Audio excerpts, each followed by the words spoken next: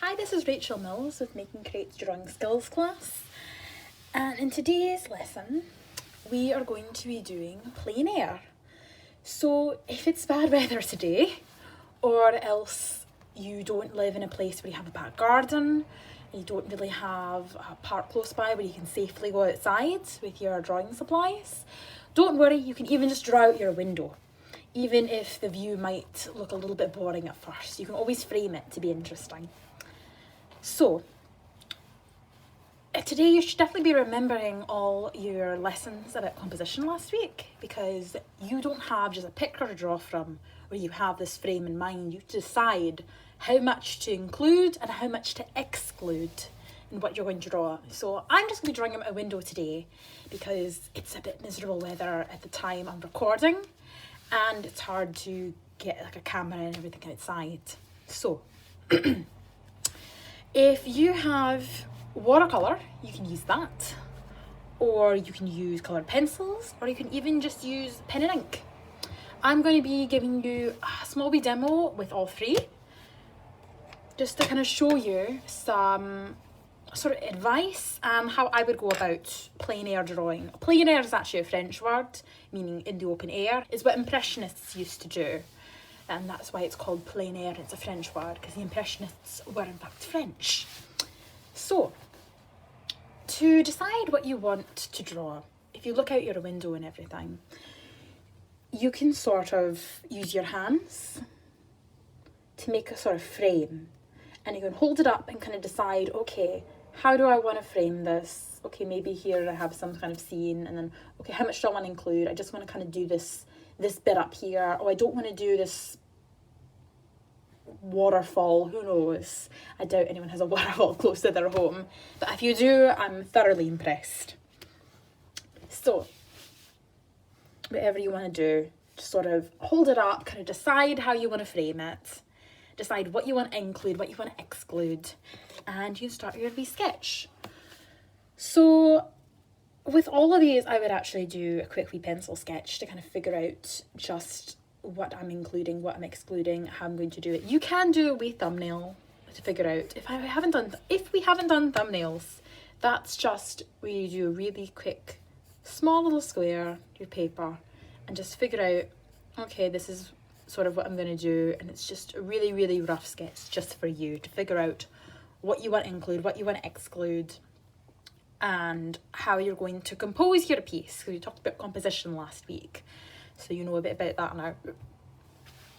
So to start, I'm going to draw super duper lightly and super duper roughly. I'm not really going to add any details at all, and I'm not really going to add too much line. In fact, my line might even break a few times. It's just really, really rough. Okay, I'm going to kind of figure out where my windows are going to go, because I'm drawing a wee building across from me. So it might look a bit strange. I'm doing this sort of grid. That's just so I can get all my windows the same size.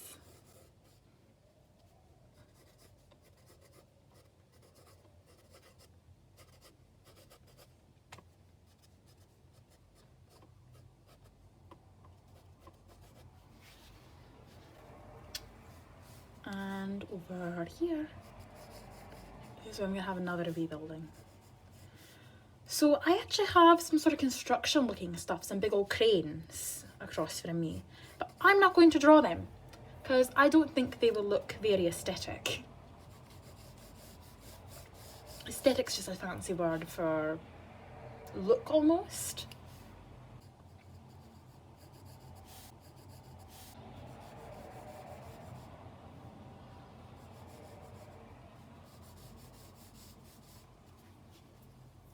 So here we are.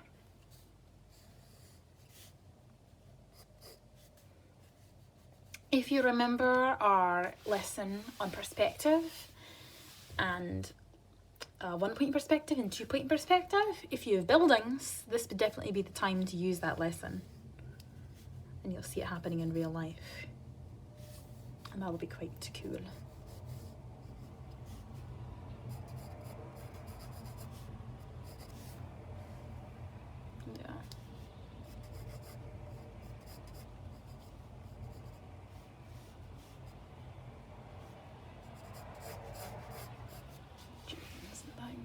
So, now I've got that really roughly laid out, I will start to paint. So, now that I will start to paint with watercolour. I don't think we've actually covered watercolour as a medium, which might be a good idea for a future lesson, just sort of watercolour 1-on-1. I don't know, maybe I'll do that. Give or take that out of the video. But we haven't covered watercolour as a medium yet. But if you have watercolours, you're probably at least somewhat familiar with them. So right now I'm just doing a wet on wet. So I'm wetting my paper first. And now I am adding some colour. It's a sort of stormy kind of day for me, but it's a bit grey. So I'm going to sort of mix up my blue a bit and grey it out a tad.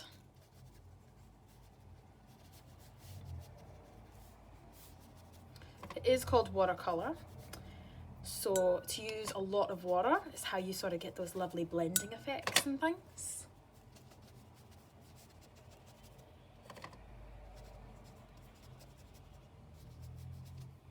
There we go. And if I look up at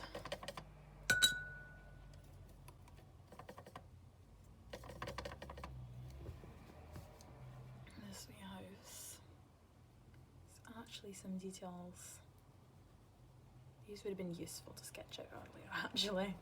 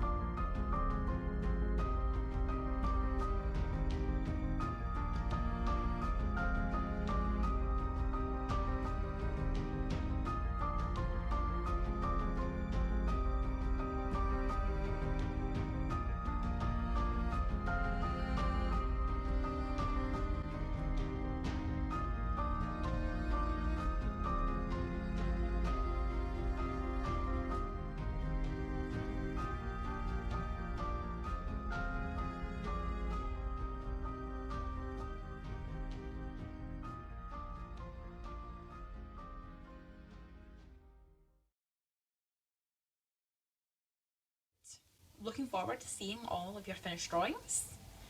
I'll see you next week. Stay safe and keep drawing.